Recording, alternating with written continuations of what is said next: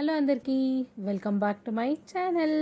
ఇవి నేను సండే చేసిన స్పెషల్స్. ఇందులో వచ్చేసి మటన్ బిర్యానీ ఇంకా మలాయి కేక్ ఎలా చేశానో ఈ వీడియోలో అయితే చూపిస్తాను.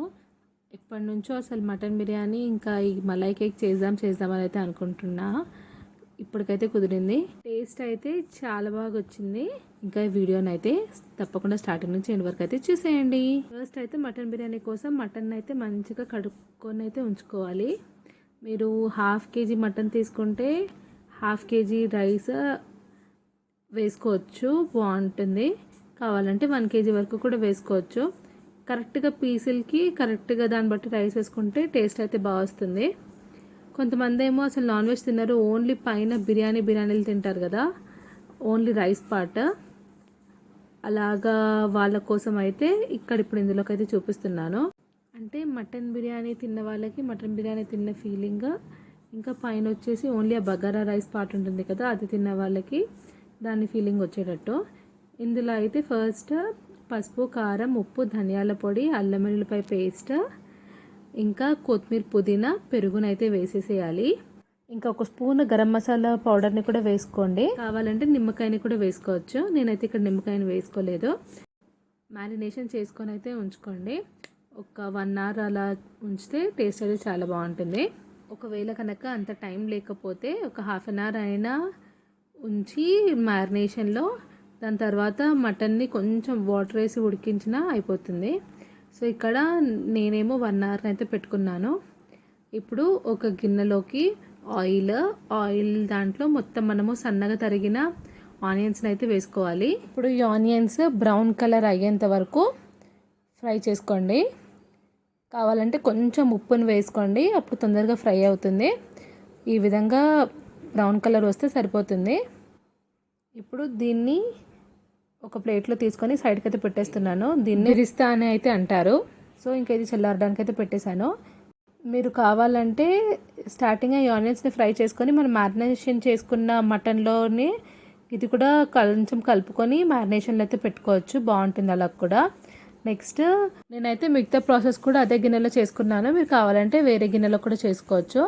అందులోకి ఆయిల్ పోసేసి దాంట్లోకి మనము మ్యారినేషన్ చేసుకున్న మటన్ అయితే పెట్టుకొని ఒక 4 పచ్చిమిరపకాయలను అయితే వేసాను. దీన్ని ఇప్పుడు మంచిగా ఫ్రై చేసుకోవాలి. ఇది మంచిగా మగ్గాలి, మటన్ మొత్తం ఉడకాలి. సిమ్లోనే పెట్టుకొని అయితే ఉడికించాను నేను. మధ్యలో కలుపుతూ మూత పెడుతూ మటన్ అయితే మంచిగా మెత్తగా అయితే ఉడికించుకున్నాను. నెక్స్ట్ పక్కనే ఇంకొక గిన్నెలో వాటర్ని అయితే వేసుకొని మసాలా దినుసులను అయితే వేసుకున్నాను. నేనైతే ఇక్కడ ఇలాచీ, లవంగాలు, దాల్చిన చెక్క, మరాఠీ మొగ్గ, షాజీరా, ఇంకా బిర్యానీ ఆకులను అయితే వేసుకున్నాను. మీరు ఇంకా కావాలంటే వేరే మసాలా దినుసులు కూడా బిర్యానీలో పడేవి వేసుకోవచ్చు. నేను ఇది వేసుకొని ఒక 1 స్పూన్ వరకు ఆయిల్ వేసాను. ఇంకా దాని తర్వాత అన్నంకి సరిపడా ఉప్పునైతే వేసాను. ఇందులోకి 1 లెమన్ అయితే స్క్వీజ్ చేసుకున్నాను. కావాలంటే హాఫ్ లెమన్ కూడా సరిపోతుంది. వాటర్ మంచిగా బాయిల్ అయ్యాక బియ్యంని అయితే వేసుకున్నాను. నేనైతే డైలీ వాడే బియ్యంని అయితే వేసుకున్నాను. సన్న బియ్యం వాడతాము, అదే వేసుకున్నాను అనమాట. ఇక్కడ మీరు కావాలంటే బాస్మతి రైస్ని కూడా వేసుకోవచ్చు. నేను దీన్ని ఏమీ నానపెట్టలేదు, ఓన్లీ వాష్ చేసి అయితే వేసుకున్నాను. ఎందుకంటే ఇది 70% ఉడికితే సరిపోతుంది, తెలిసిపోతుంది. మీరు కావాలంటే నానపెట్టి కూడా చేసుకోవచ్చు. నేనైతే ఇక్కడ బియ్యంని అయితే ఏం నానబెట్టలేదు.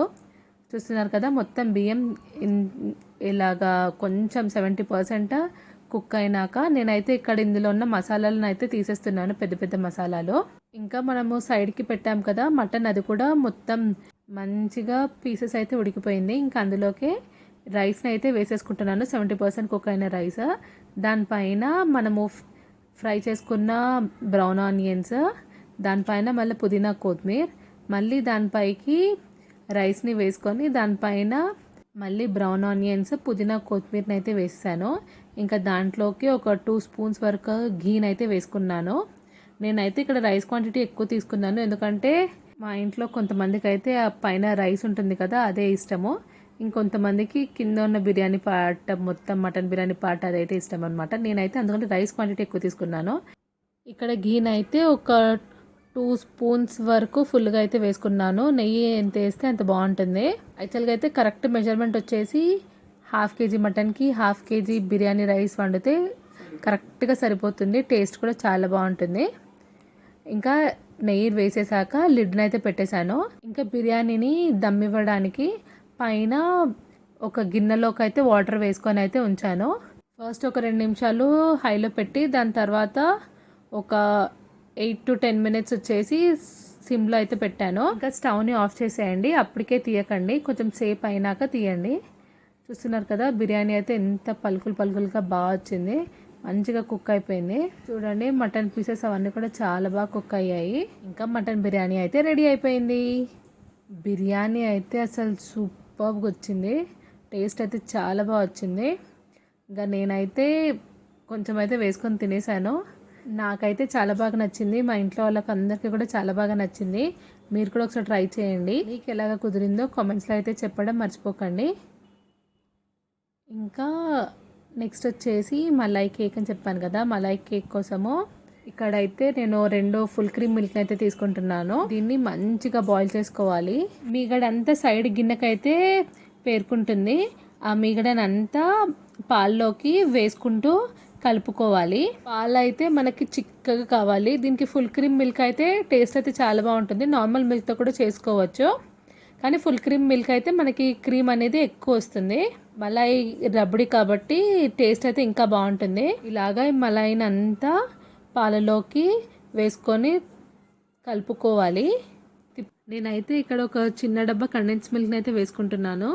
మీరు కావాలంటే చక్కెరని కూడా వేసుకోవచ్చు. నేనైతే ఈ డబ్బా మొత్తాన్ని అయితే వేసేసాను, చిన్న దొరుకుతుంది కదా, అదైతే ఒక కప్పు మొత్తం అంతా వేసేసాను ఈ పాలల్లోకి. షుగర్ వేసుకున్నా బాగుంటుంది. కావాలంటే కొంతమంది కండెన్స్ మిల్క్ కూడా హాఫ్ వేసుకొని హాఫ్ షుగర్ కూడా వేసుకుంటారు, అది కూడా చాలా బాగుంటుంది. ఈ కండెన్స్ మిల్క్ మొత్తం వేసుకొని ఇంకా దాని తర్వాత దంచిన 2 ఇలాచీలను అయితే వేసుకున్నాను. దీన్ని కూడా మంచిగా కలిపేసి ఇంకా దింపేసేయండి. ఆల్రెడీ మిల్క్ అయితే థిక్ అయిపోయింది. ఇంకా ఇది చల్లార్చాలి, కావాలంటే ఫ్రిడ్జ్లో కూడా పెట్టుకోవచ్చు, చాలా బాగుంటుంది.